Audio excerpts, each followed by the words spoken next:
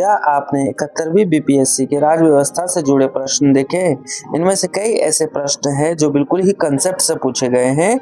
आज के क्लास में हम 71वीं बीपीएससी राज्य व्यवस्था में जुड़े सभी प्रश्नों का डीप एनालिसिस करेंगे बिना किसी बकवास के। चलिए आज की क्लास स्टार्ट करते हैं और हम बिल्कुल ही शानदार बिना बकवास के डीप एनालिसिस करेंगे। उम्मीद है आपको ये क्लास पसंद आएगी। गौर से देखिएगा, आपको बहुत सारी चीजें सीखने को, नई नई चीजें सीखने को मिलेगी। प्रश्न 1, लोकसभा के सचिवालय स्टाफ की नियुक्ति की शक्ति निहित है। ऑप्शन ए प्रधानमंत्री कार्यालय में, ऑप्शन बी संघ लोक सेवा आयोग में, ऑप्शन सी कर्मचारी चयन आयोग में, ऑप्शन डी लोकसभा अध्यक्ष से परामर्श उपरांत राष्ट्रपति में।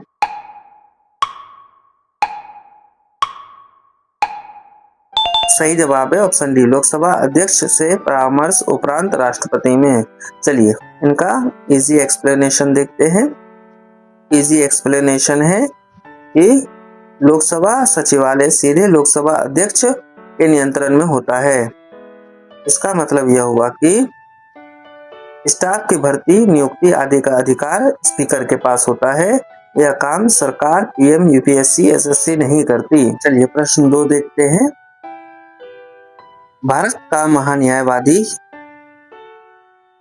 ऑप्शन ए सर्वोच्च न्यायालय के अतिरिक्त सुनवाई हेतु अर्ह नहीं है। ऑप्शन बी राष्ट्रपति को विधिक मामलों में परामर्श देता है। ऑप्शन सी संसद के सदन की प्रक्रिया में भाग नहीं ले सकता। ऑप्शन डी सरकार का पूर्णकालिक सलाहकार होता है।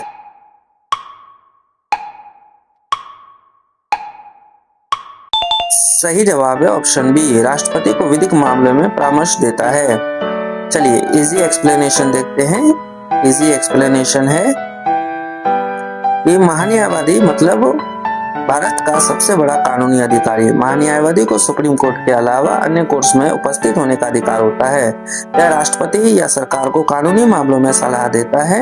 यह संसद में बोल सकता है लेकिन वोट नहीं कर सकता। यह फुल टाइम सरकारी कर्मचारी नहीं होता है। यह प्राइवेट प्रैक्टिस भी कर सकता है। ये इंपॉर्टेंट है। चलिए प्रश्न 3 देखते हैं। प्रश्न 3, भारतीय संविधान की विभिन्न सूचियों के निम्नलिखित विषयों पर विचार कीजिए। निम्नलिखित में से कौन विषय संवर्ती सूची में आते हैं? कथन 1 वन्य जीवों की सुरक्षा, कथन 2 कृषि पर आय, कथन 3 विद्युत उपभोग अथवा बिक्री पर कर, कथन 4 मूल्य नियंत्रण। इनमें से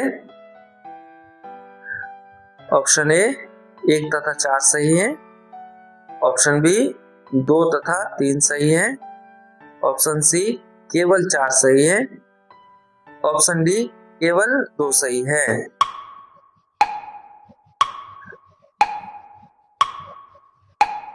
सही जवाब है 1 तथा 4 सही है, ऑप्शन ए। चलिए इसका इजी एक्सप्लेनेशन देखते हैं। इजी एक्सप्लेनेशन है वन्य जीवों की सुरक्षा यह संवर्ती सूची में है। 42वें संशोधन 1976 द्वारा इसे राज्य सूची से संवर्ती सूची में बदला गया था। मूल्य नियंत्रण यह भी संवर्ती सूची का विषय है। इस पर केंद्र और राज्य दोनों कानून बना सकते हैं, अन्य विकल्प क्यों नहीं।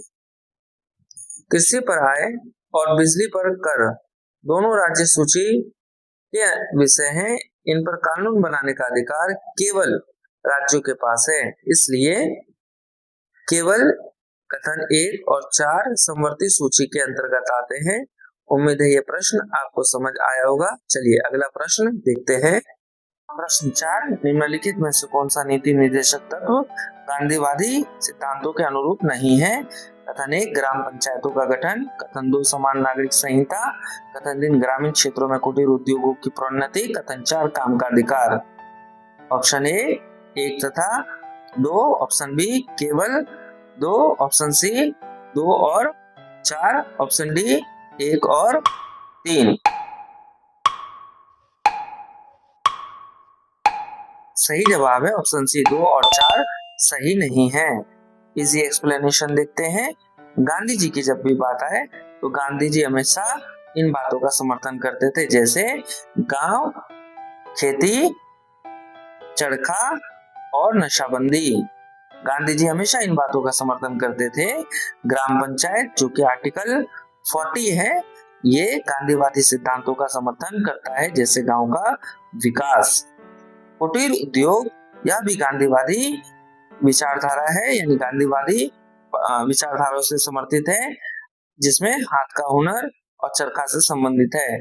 समान नागरिक संहिता ये गांधीवादी सिद्धांत नहीं है, बल्कि आर्टिकल 44 में यह उदारवादी है, जिसमें सबके लिए एक कानून की बात करता है। काम का अधिकार यह गांधीवादी सिद्धांत नहीं है, बल्कि आर्टिकल 41 में है, जो कि यह एक समाजवादी सिद्धांत है जो सरकार की जिम्मेदारी को दर्शाता है। उम्मीद है यह प्रश्न आपको समझ में आया होगा। चलिए अगला प्रश्न देखते हैं।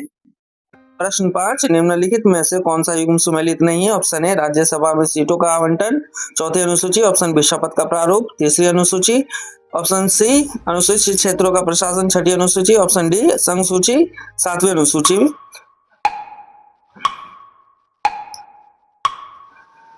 सही जवाब है ऑप्शन सी अनुसूचित क्षेत्रों का प्रशासन, छठी अनुसूची। ये गलत है, इजी एक्सप्लेनेशन देखते हैं। अनुसूचित क्षेत्रों का प्रशासन, छठी अनुसूची, जो कि गलत है। क्यों गलत है आइए देखते हैं। पांचवी अनुसूची पूरे देश के अनुसूचित क्षेत्रों में लागू होता है, जबकि छठी अनुसूची सिर्फ 4 राज्यों के लिए, असम, मेघालय, त्रिपुरा और मिजोरम, इन कंट्री के अमटम। बाकी सब सही है। क्यों सही है देखते हैं।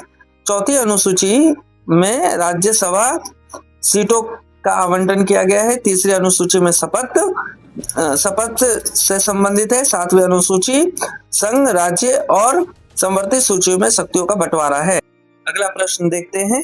प्रश्न 6, केंद्रीय सरकार के बारे में निम्न कथनों पर विचार कीजिए। कथन 1, मंत्रालय तथा विभागों का निर्माण प्रधानमंत्री द्वारा कैबिनेट सचिव के परामर्श से होता है। कथन 2, प्रत्येक मंत्री को मंत्रालय राष्ट्रपति द्वारा प्रधानमंत्री के परामर्श पर आवंटित किया जाता है। इनमें से ऑप्शन ए केवल 1 सही है, ऑप्शन बी केवल 2 सही है, ऑप्शन सी 1 और 2 सही है, ऑप्शन डी ना तो 1 सही है और ना ही 2 सही है।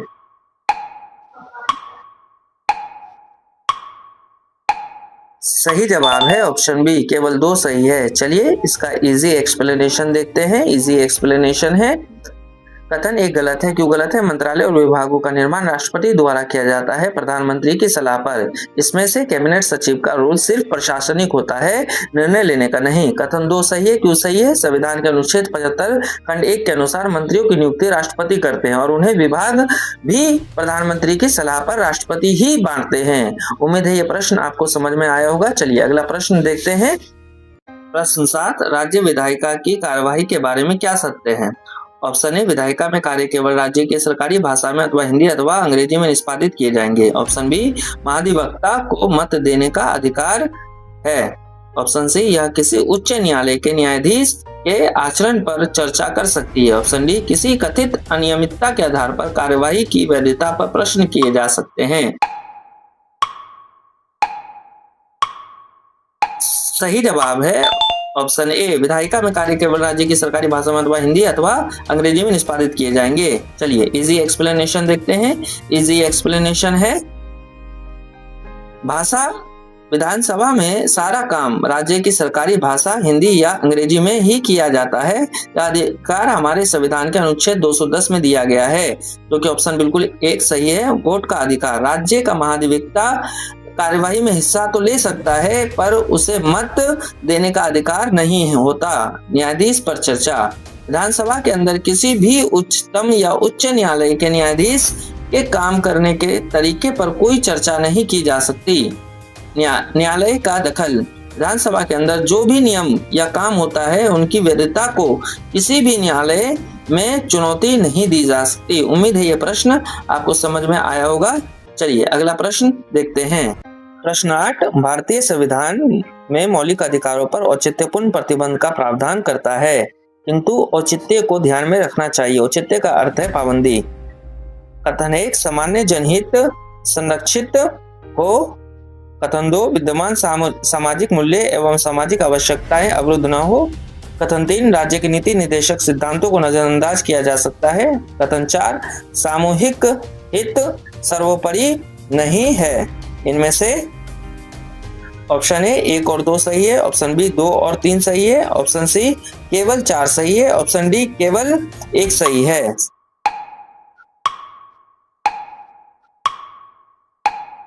सही जवाब है ऑप्शन ए, 1 और 2 सही है। चलिए इसका इजी एक्सप्लेनेशन देखते हैं। इजी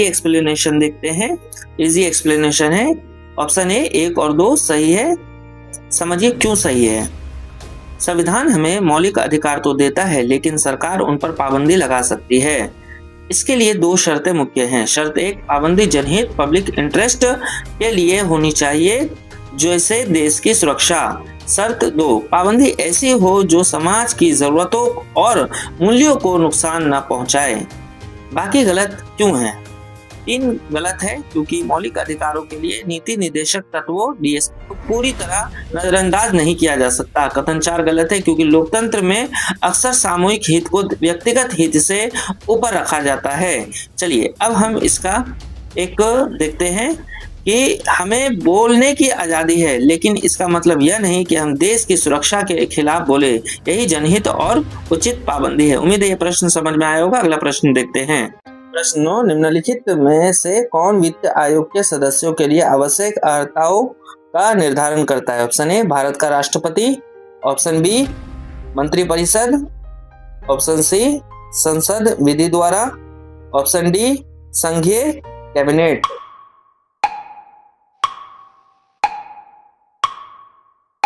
सही जवाब है संसद विधि द्वारा, ऑप्शन सी। चलिए इसका इजी एक्सप्लेनेशन देखते हैं। इजी एक्सप्लेनेशन है, सही उत्तर ऑप्शन सी, संसद विधि द्वारा है। क्यों? लॉजिक समझिए। संविधान के अनुच्छेद 280 के खंड 2 में साफ लिखा है कि वित्त आयोग के सदस्यों की योग्यता क्या होगी, इसका फैसला संसद कानून बनाकर करेगी। कंफ्यूजन कहाँ होती है?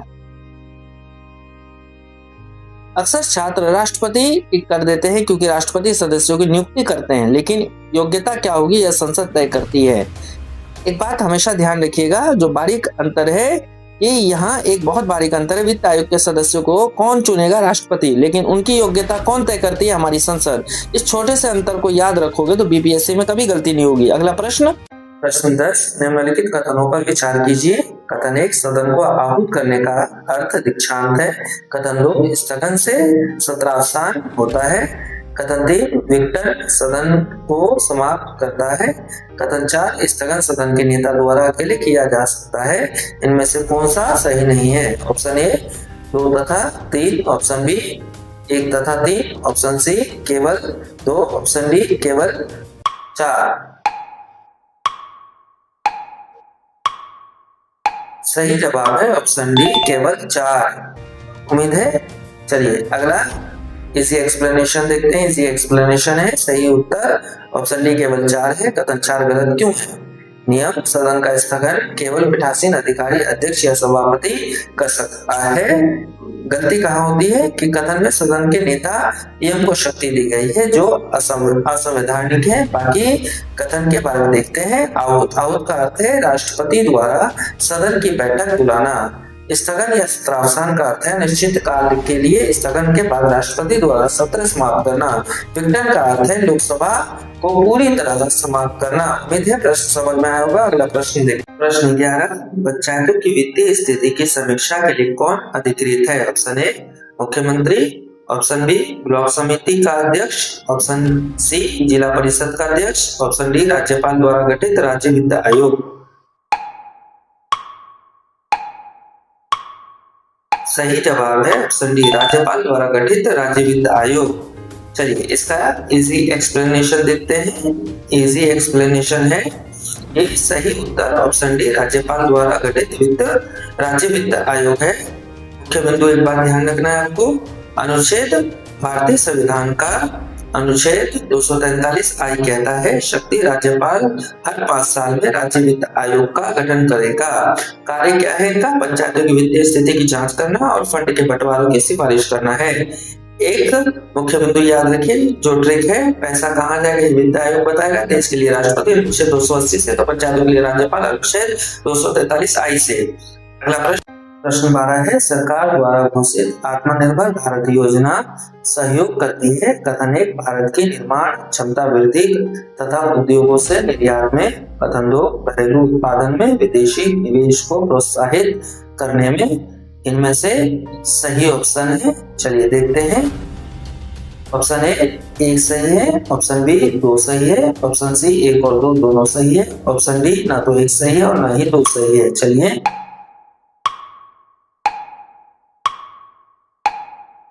ऑप्शन सी एक और दो दोनों सही है। चलिए इसका इजी एक्सप्लेनेशन देखते हैं। इजी एक्सप्लेनेशन है, सही उत्तर सी ऑप्शन एक और दो दोनों सही है। मुख्य बिंदु याद रखना है। कथन एक, आत्मनिर्भर भारत का लक्ष्य भारत को ग्लोबल मैन्युफैक्चरिंग हब बनाना है जिससे उद्योगों की क्षमता बढ़ेगी और निर्यात में सुधार होगा। कथन दो, यह योजना मेक इन इंडिया को बढ़ावा देती है जिससे विदेशी निवेश भारत आता है और घरेलू उत्पादन क्षमता बढ़ती है। उम्मीद है प्रश्न समझ आया होगा। अगला प्रश्न देखते हैं। प्रश्न 13, पंचायती राज का क्या मुख्य उद्देश्य है? ऑप्शन ए कृषि उत्पादन में वृद्धि करना, ऑप्शन बी रोजगार सृजन, ऑप्शन सी जनता में राजनीतिक चेतना में वृद्धि करना, ऑप्शन डी जनता को विकास के प्रशासन में प्रतिभाग करने योग्य बनाना। सही जवाब है ऑप्शन डी, जनता को विकास के प्रशासन में प्रतिभागी करने योग्य बनाना। चलिए इसका इसी एक्सप्लेनेशन देखते हैं कि सही उत्तर ऑप्शन डी, जनता को विकास के प्रशासन में प्रतिभागी करने योग्य बनाना है। मुख्य बिंदु याद रखिएगा कि मूल मंत्र था पंचायती राज का मुख्य उद्देश्य था या आधार था लोकतांत्रिक विकेंद्रीकरण करना या लोकतांत्रिक विकेंद्रीकरण है। उद्देश्य ये था कि सत्ता को केवल दिल्ली या पटना तक सीमित न रखकर के गांव की जनता की भागीदारी सुनिश्चित करना ताकि वे अपने विकास के फैसले खुद ले सके। याद रखिएगा जो कृषि और रोजगार इसके परिणाम हैं, लेकिन उद्देश्य जनता को सशक्त बनाना है। मुख्य बिंदु याद रखिएगा वो ये है कि पंचायती राज का है एक ही काम, प्रशासन में जनता की भागीदारी और गांव का नाम। चलिए अगला प्रश्न देखते हैं।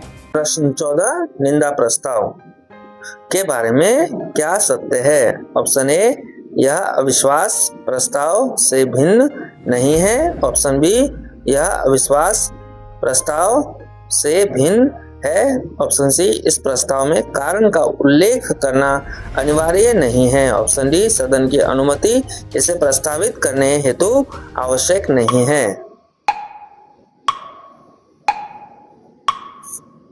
सही जवाब है ऑप्शन बी, यह अविश्वास प्रस्ताव से भिन्न है। चलिए इसका इजी एक्सप्लेनेशन देखते हैं। इजी एक्सप्लेनेशन है, इसका सही उत्तर ऑप्शन बी, यह अविश्वास प्रस्ताव से भिन्न है।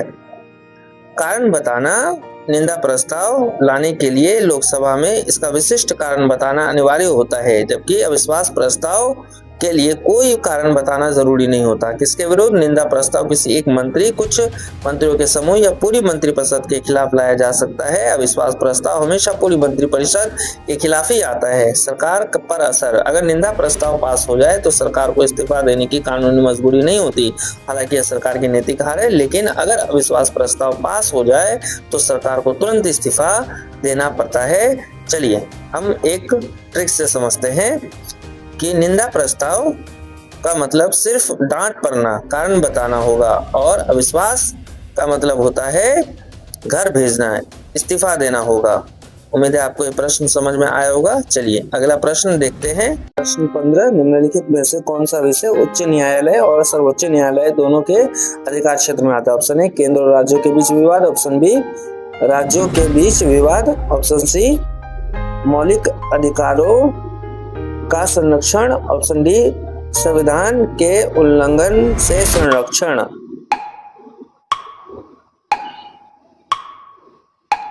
सही जवाब है ऑप्शन सी, मौलिक अधिकारों का संरक्षण। आइए इसका इजी एक्सप्लेनेशन देखते हैं। इजी एक्सप्लेनेशन है, सही उत्तर ऑप्शन सी, मौलिक अधिकारों का संरक्षण। मुख्य बिंदु है साझा अधिकार, भारत में मौलिक अधिकारों की रक्षा की जिम्मेदारी हाई कोर्ट और सुप्रीम कोर्ट दोनों की है। संवैधानिक प्रावधान